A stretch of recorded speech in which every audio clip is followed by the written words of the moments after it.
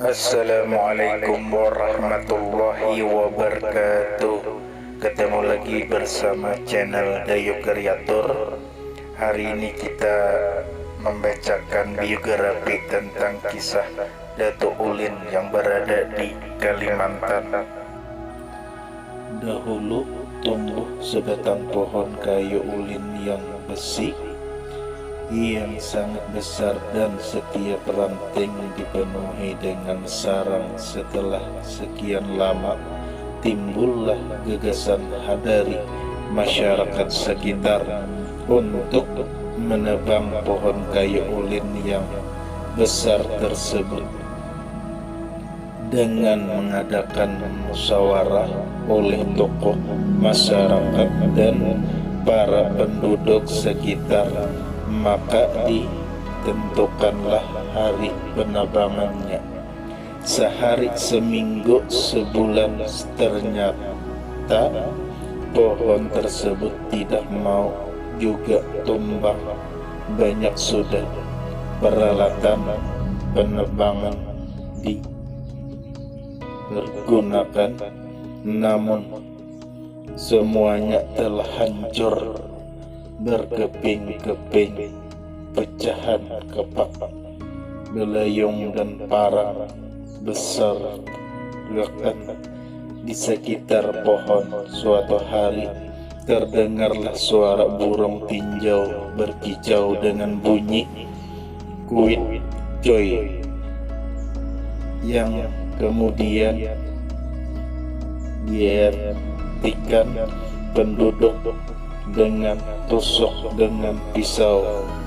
Tanpa pikir panjang lagi, seorang tokoh masyarakat pada masa itu yang bernama Dulumat mengambil pisau dan menancapkan di pohon ulin besar tersebut. Tidak lama kemudian pohon kayu ulin tersebut tumbang. Menurut cerita, karena besar dan tingginya pohon tersebut, batangnya mencapai daerah Margasari dan dahannya ke daerah Marabahan.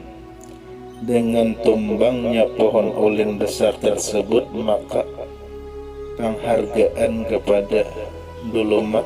Beliau diberi gelar Datuk Ulin sebagai kenangan di tempat penebangan kayu ulin besar tersebut diruntuhkan sebuah masjid. Demikian sebagian dari cerita kehidupan Dulumat yang akhirnya lebih dikenal dengan gelar Datuk Ulin. Beliau mempunyai 7 orang bersaudara dan nama mereka yang tercatat hanyalah sebagai berikut: Datuk Busbuasan atau Datuk Dahak dan Datuk Mursal atau Datuk Patang Belimau. Ciri khas pakaian beliau adalah kalau sedang berjalan atau bepergian selalu beluang memakai ikat pinggang berwarna hitam di punggung, menyandang butah sejenis tas punggung, dan selalu menyelipkan parang bungkul pedang besar di pinggangnya. Datuk Ulin bersaudara angkat dengan Raja Candi Agung Amungtai yang bernama Raja Sumadinata, dan bersaudara angkat dengan wakil raja dan pengawal Kedatun yang bernama Surawijaya. Karena akrabnya mereka mengadakan pertemuan tahunan. Pertemuan itu diadakan setiap kali apabila musim bertani telah tiba, yang dinamakan musim menaradak. Mempunyai bibit padi sudah menjadi kebiasaan masyarakat apabila musim bercocok tanam telah tiba, mereka mengadakan selamatan dengan harapan memperoleh hasil yang baik. Acara selamatan tersebut dilaksanakan dengan acara besar-besaran. Dalam acara tersebut dipotong kambing jantan dan disediakan hidangan sepasang seperti masak habang, masak putih, bubur habang, bubur putih, cucur laki, cucur bini, roti hambar, roti manis, kopi manis, kopi pahit, dan air putih. Dengan acara selamatan menaradak itu, maka berkumpullah Datuk Ulin dengan saudara angkatnya Raja Candi Agung Amontai. Menjadi kebiasaan apabila raja berkunjung ke Kampung Ulin, beliau singgah di rumah Banjar Tibong untuk beristirahat, kemudian melanjutkan perjalanan ke Kampung Ulin. Selama acara tersebut biasanya sesudah Datuk Ulin meninggal, diperlihatkan oleh masyarakat meninggalnya Datuk Ulin berupa gesing lugu, singki, intikan kapak, intikan belayong, pisau datuk, dan yang lainnya yang aneh. Ketika acara selamatan dilaksanakan, apabila dua salamat dibacakan, maka orang akan berdesakan untuk mengambil hidangan tersebut.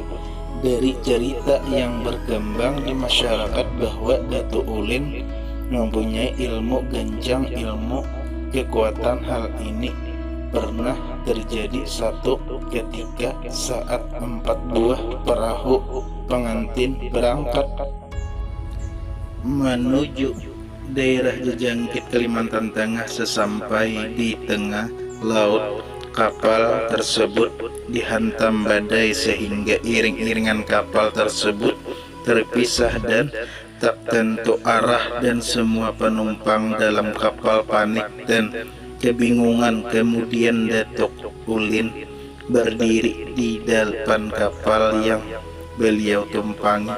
Kaki kanan ditancapkan di kapal yang beliau tumpangi, kaki kiri di perahu yang membawa pengantin, tangan kiri ke perahu yang membawa kaum perempuan, serta tangan kanan memegang perahu yang membawa kaum remaja. Dengan ilmu kekencangan beliau dapat menyatukan keempat kapal tersebut dan selamat tiba di tempat tujuan.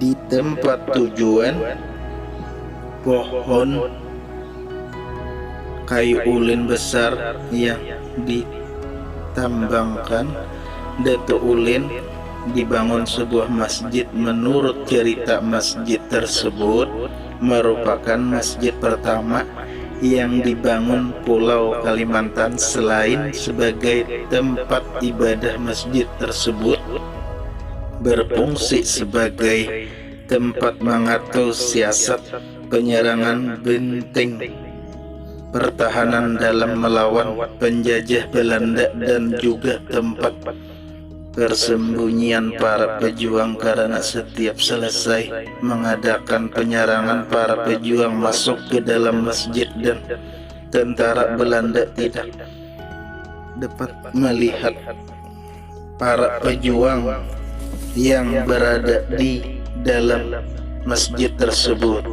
Namun sangat disayangkan sekarang masjid tersebut tidak terawat dengan baik, dan yang menampak sekarang hanyalah sebagai bangunan tua yang tidak terurus. Pada zaman dahulu ada berbagai permainan yang digemari masyarakat, yaitu permainan begising, beluguh, besingki, dan menyambung ayam.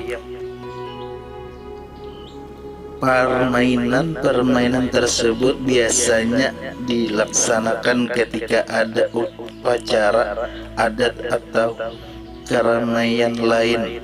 upacara adat dan berbagai keramaian biasanya diadakan di satu tempat yang dinamakan Balai Amas. Balai Amas adalah bangunan persegi 4 panjang. Bahan bangunan tersebut dari kayu ulin dan setiap sudut bangunan diukiri dengan ukiran ulin naga yang setiap ekor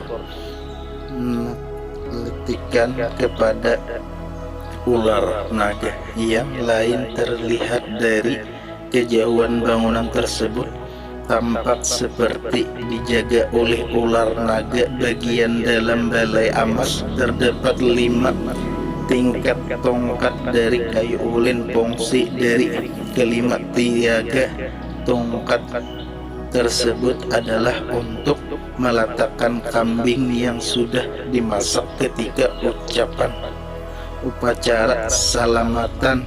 Tempat di tengah bangunan tersebut terdapat sebuah meja yang terbuat dari tumpukan tanah dan dijadikan sebagai tempat untuk meletakkan hidangan. Adapun peralatan yang terdapat di dalam bangunan tersebut kebanyakan terbuat dari emas sebagai tanda kebesaran. Diletakkan di dalam bangunan tersebut intan yang besarnya seperti tongkol jantung pisang tidak jauh dari tempat tersebut. Sekarang masih terdapat di sana ada sebuah bangunan kecil yang sering diberi masyarakat kain kuning. Konon dalam bangunan kecil itu terdapat batu yang sering terdengar darinya suara tangisan bayi. Oleh karena itu dinamakan batu beranak. Batu yang mempunyai anak dan tidak ada seorang pun sampai sekarang yang dapat dengan tepat menghitung jumlah batu yang terdapat di dalam bangunan kecil tersebut. Menurut cerita, batu tersebut adalah anak Pangeran Banak yang sewaktu kecil oleh orang tuanya yang tidak rela anaknya kawin dengan orang yang tidak mereka sukai. Tidak jauh dari masjid yang dibangun di atas tempat bekas penabangan kayu ulin besar, ada terdapat sebuah batu yang agak besar. Namun sayangnya batu tersebut sudah tidak terawat dan pecah. Konon batu tersebut siapa saja yang dapat mengangkatnya melewati kepala, ia akan dapat